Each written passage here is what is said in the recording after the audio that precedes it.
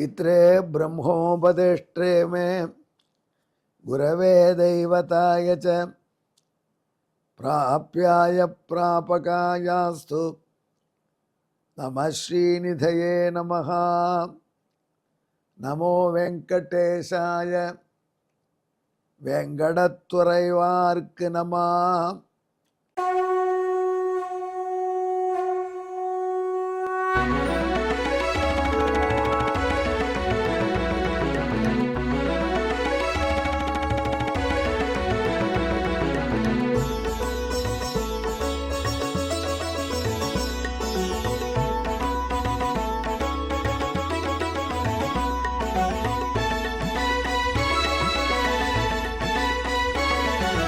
सहस्रनामं सहस्रनामं श्रीवेङ्कटेश सहस्रनामं सहस्रनामं सहस्रनामं श्रीवेङ्कटेश सहस्रनामम्।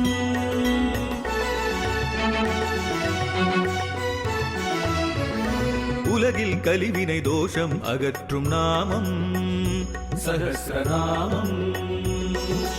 உயர்வுகளை வாழ்வில் அளிக்கும் நாமம் சஹஸ்ரநாமம். திருமலையில் தினம் அர்ச்சனை நடைபெறும் நாமம் சஹஸ்ரநாமம். திருவேங்கடனின் தரிசனம் காட்டும் நாமம் சஹஸ்ரநாமம். சகஸ்ரநாமம் சகஸ்ரநாமம் श्रीवेङ्कटेश सहस्रनामं सहस्रनामं सहस्रनामं श्रीवेङ्कटेश सहस्रनामम्। அன்பர்களே வணக்கம். இப்பொழுது நாம் திருவேங்கடமுடையானுடைய திவ்ய சஹஸ்ரநாமத்திலே 624வது திருநாமத்தை அனுபவிக்கப் போகிறோம். இது பங்கஜக்கரஹா என்பதான திருநாமம்.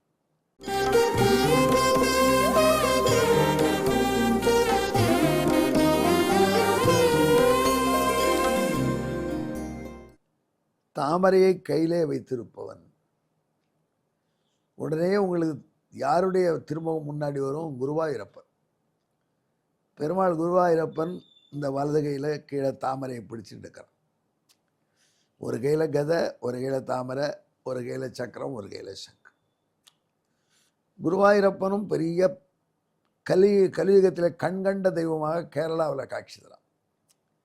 கேரளாவில் குருவாயூரப்பன் ஆக நாராயணன், ஆந்திர பிரதேசத்தில் திருவேங்கடமுடையானாக நாராயணன், இங்கே ஆந்திர பிரதேசத்திலே எம்பெருமான் திருவேங்கடமுடையான் கலியுகத்திலே கண்கண்ட தெய்வமாக இருக்கான். அதனால் பக்தர்களுக்கு அங்கே வந்து வணங்குறவர்களுக்கு கேட்டதை அள்ளி அள்ளி கொடுக்குறான். திருவேங்கடமுடையானும் உங்கள் பிரார்த்தனையை நிறைவேற்றுகிறான், குருவாயூரப்பனும் பிரார்த்தனைகளை நிறைவேற்றுகிறான். இந்த இரண்டு பேரும் இந்த இரண்டு ஸ்தலத்திலே பகவான் இப்படி தன்னுடைய பெருமையை காட்டுவதற்கு காரணம் என்ன என்று எங்கள் திருத்தகப்பனார் ஒரு அழகான ஸ்லோகம் செய்தார். அவர் சொன்னார், ஹனுமார்கிட்ட எம்பெருமானுக்கு அளவு கடந்த பிரீதி, ஆஞ்சநேயர்கிட்ட. அதனால ஆஞ்சநேயருடைய அம்மா ஊர்லேயும் அப்பா ஊர்லேயும் பகவான் அவ்வளோ ஆனந்தத்தோடு இருக்கான். ஆஞ்சநேயருடைய அப்பா யார்? வாயு பகவான். வாயு பகவானும் பிரகஸ்பதியும் வணங்கினார்கள். அவர்களுக்கு அனுகிரகம் பண்ணினான் குருவாயூரப்பன். அதனால் குருவாயூர். குரு என்றால் பிரகஸ்பதி, வாயு என்றால் வாயு. அதனால் ஆஞ்சநேயருடைய தகப்பரான வாயு பகவானுக்கு ஆஞ்சநேயருடைய அன்புனால அவன் வழிபட்ட க்ஷேத்திரமாகிய குருவாயூரில் பகவான் இந்த கலியுகத்திலையும் தன்னுடைய சாநித்தியத்தை காட்டி கொண்டு பக்தர்களுக்கு இன்னொரு பொழிந்து கொண்டு கேட்ட வரத்தை கொடுத்து வரப்பிரசாதியாக திகழ்கிறார். என்னென்ன லீலைகள் பண்ணியிருக்காங்க குருவாயூரப்பன். கால் நடக்க முடியாமல் போயிடுத்து ஒரு பக்தருக்கு. அவர் என்ன சொன்னால், 45 நாள் குருவாயூரில் போய் இரு, பகவானை ஸ்தோத்திரம் பண்ண நாராயணன் ஜெபிச்சு மறுபடியும் உனக்கு நடை வந்துடும். வியாத நோய் 43 நாள் ஆயிடுச்சு. அவர் நடக்க முடியாது, ஓட முடியாது. அவர் பர்ஸ் இருக்குது, அதை யார்ட்டையும் கொடுக்க முடியாது. அந்த பர்ஸோடு வந்து குருவாயூரப்பன் குளத்தில் ஸ்நானம் பண்ணுவார். அது முடிஞ்ச உடனே தன்னுடைய அனுஷ்டானங்களை மெல்ல பண்ணுவார். விந்தி விந்தி நடந்து போய் உட்காந்து நாராயணத்தை பாராயணம், அன்னையோட நாராயணம் முடிய போகிறது அவருக்கு. பாராயணம் பண்ணணும் பூர்த்தி 6 நாள். ஆனால் காலில் ஒன்றும் முன்னேற்றம் இருப்பதாக தெரியுது.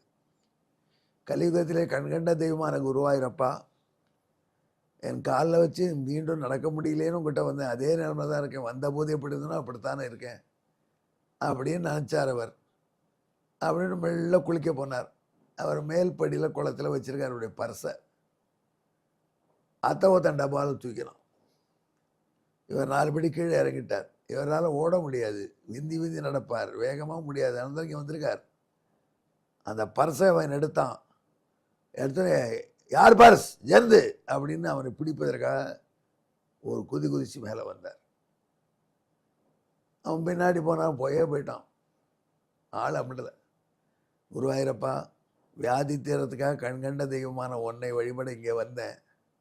ஆனால் என்னுடைய காலம் சரியாகலை, இருக்கிற பரசையும் கொண்டு போயிட்டான் ஒருத்தன். இது நியாயமாக குருவாயூரப்பான்னார்.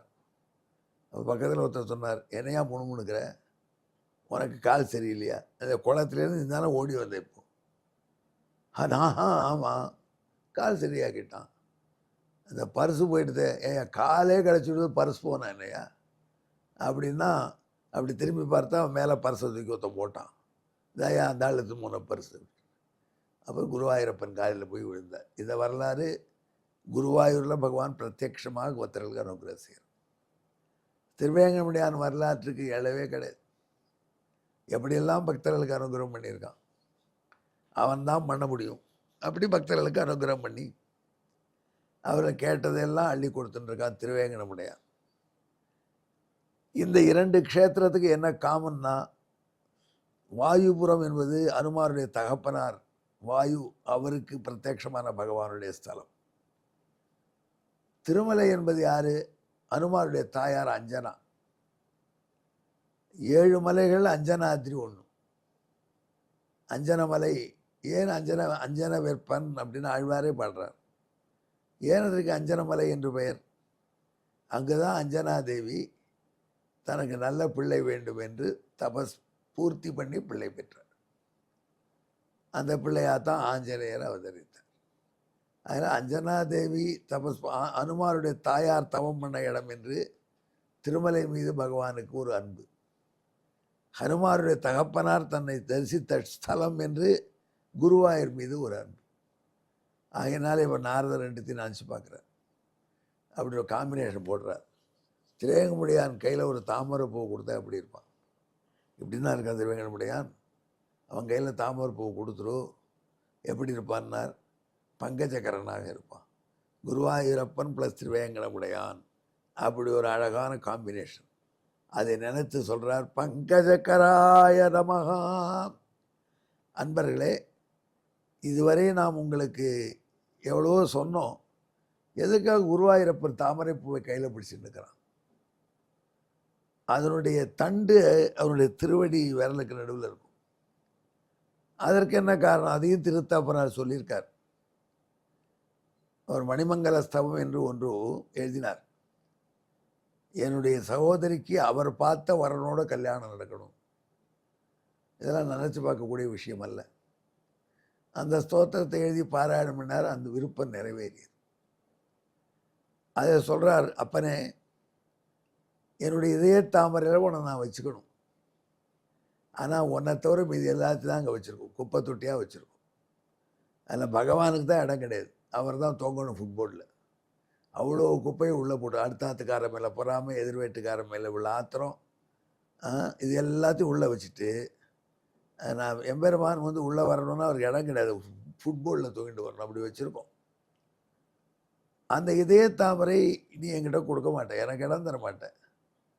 அதனால் நானே அந்த இதய தாமரையை அசையாதபடி பண்ணி என் காலிடுக்கில் அதில் தண்டை பிடிச்சி வச்சுட்டு உன் இதயத்தை வச்சுக்கிறேன் என்கிட்ட அப்படின்னு காண்பிப்பது போல் தாமரையை கையாலே பிடித்து கொண்டு நிற்கிறாயோ குருவாயூரப்பா என்று ரசிக்கிறார்.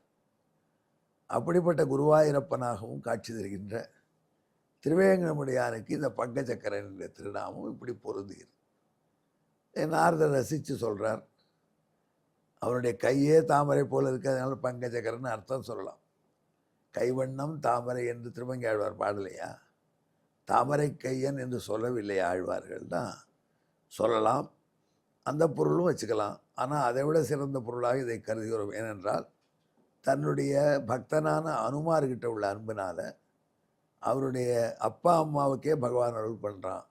ஏதேனும் ஒரு காரணத்தினால எம்பெருமானுடைய அடியாருக்கும் நமக்கும் ஒரு தொடர்பு இருந்தாலே போரும், பகவான் இவ்வளவு அன்பை செலுத்துவான் என்று உணர்வதற்கு பயன்படுவதாக இந்த வரலாறு இருப்பதாக எண்ணி இதை சொன்னேன். என்ன இதற்கு பின்னணியான ஸ்லோகத்தை கேளு.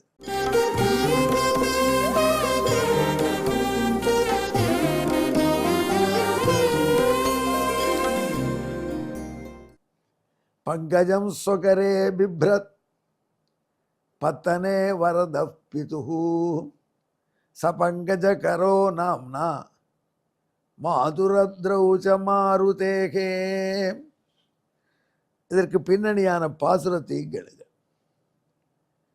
அனுமன் அப்பன் அடிபணி ஊரில் கரத்தில் கமலம் வைத்து வரபலி மாலோன் அனுமன் அன்னை மலையில் நின்று வரங்களை அளிப்பன் என்பதனாலே பங்கஜகரனே.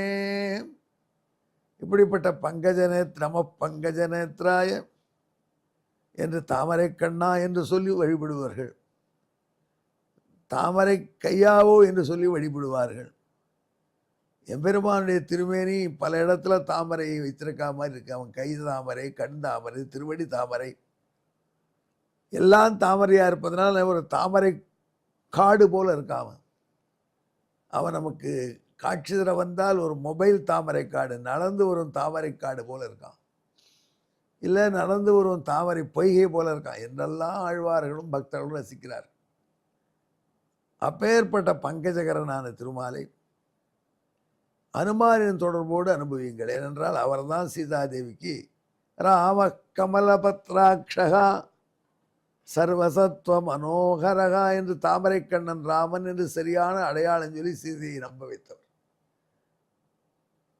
ஆக என்னுடன் கலந்து ஜெபியுங்கள். பங்கஜகராய நமஹ, நமோ வெங்கடேசாய, வெங்கடத்துறைவார்க்கு நம. நன்றி, வணக்கம்.